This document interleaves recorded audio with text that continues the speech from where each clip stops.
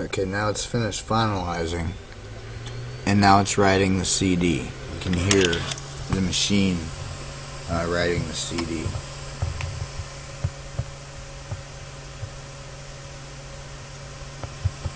Hopefully this won't take 10 minutes like the last video.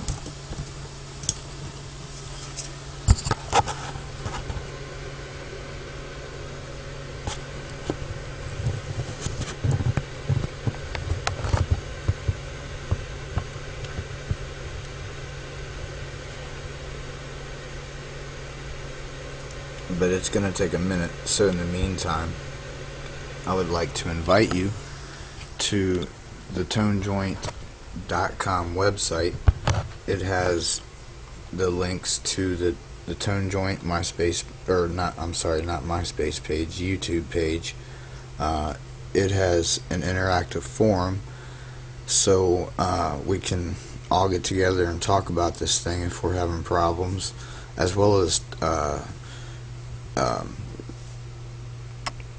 you know, several other subjects.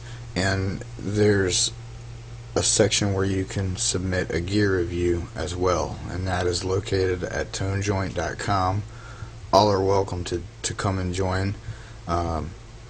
We would appreciate it, and it would be free and good time for all, and would help possibly get questions answered faster than waiting a couple days for someone to shoot a YouTube video or respond to a YouTube question, so forth or so on. So let's see where we're at over here.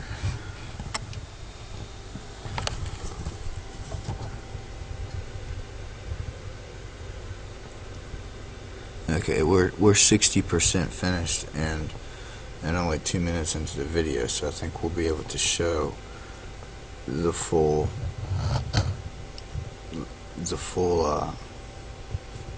procedure to backing up your Korg.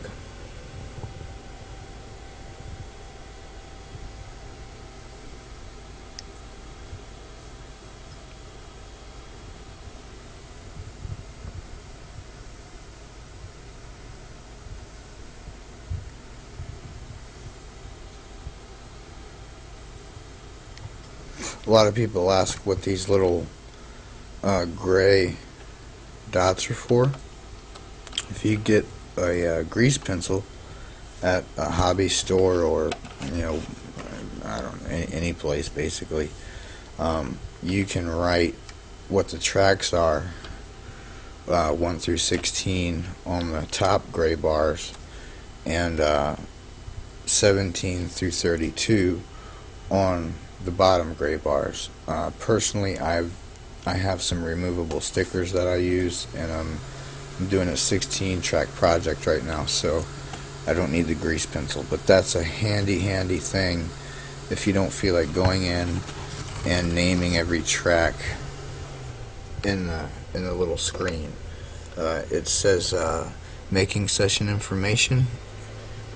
It's comparing data to make sure that no corrupt data or data from the Korg is different from data on the CD. As you can hear, the Korg CD drive.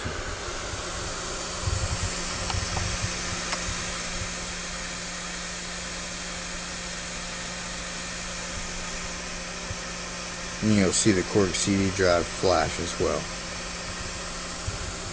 Again, while this is happening, do not push any buttons on your machine. Just be patient. It won't take too long, and then you'll have a backup in CD form for your Korg. Then immediately afterwards, follow the same instructions, but use a USB cable and back it up to a file on your PC. That's what I would highly recommend. So no matter what kind of system failure you have 2 options of reloading the backup software, which is a nice it's a nice, you know, comfy feeling knowing that if one thing don't work, I have an option of possibly getting the other thing to work. So it's still comparing data. It's 12% finished, and we are 5 minutes and 9 seconds into the video, so I don't know if we're going to be able to get this into this video or not. I really hope so. But it is crucial to make a backup CD for your machine. At least make a backup CD. If you don't have the ability to make it on your PC, make one on a CD for sure. That way, if something happens, you've got something right there on hand to turn the Korg on, put the CD in, close the CD door, and let it run and restore itself. I'm going to shoot a tutorial on restoring, but I'm not quite sure how to do that yet because my machine hasn't had any errors and doesn't need restored. So I have to look into some data and some information to see if I can actually do a restore without losing the information that I've recorded for a current project. We're only 25% finished, guys, and we're 6 minutes into this video. I hope this thing hurries up. Let's think. Another question I get asked, can I use, or can you use the 1/4 inch input and the XLR input at the same time for the same channel? No, you cannot. It's one or the other.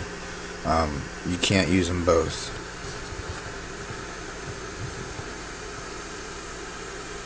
There's a lot of buttons I'd like to push to show you things right now, but I can't because it's working. We're 30% finished. Another thing that will indicate to you that things are going well is your hard drive CD light will be flashing like that. Let me turn the light off so you can see it a little bit better.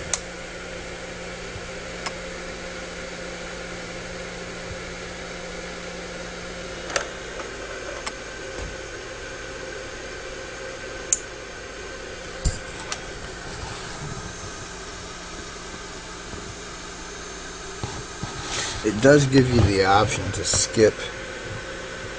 That says skip comparing data, as if you were to trust the fact that the backup data on your CD is the same as what it would need, that nothing would be corrupt. For the sake of getting this done in 2 videos, I'm going to go ahead and try to get it to skip for me because I have backup CDs already,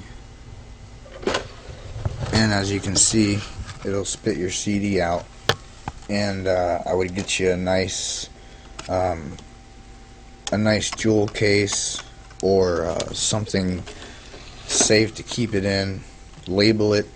Do not label the CD itself anywhere with a magic marker. They don't like that for some reason. Sometimes they'll come up in the CD drive under CD information as no information, and it's because the only thing I can come up with is I've written too much on the CD with a Sharpie, because before the CD would work. So as you can see on your screen here, it says backup completed. Okay, so you just take your your mouse or whatever they want to call it, click OK, and click your song, and your Korg is backed up with a CD.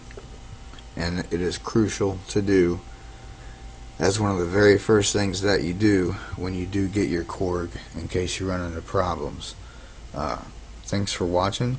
Happy New Year, and I have a lot of other videos to post soon. Thanks to my subscribers, and have a nice evening.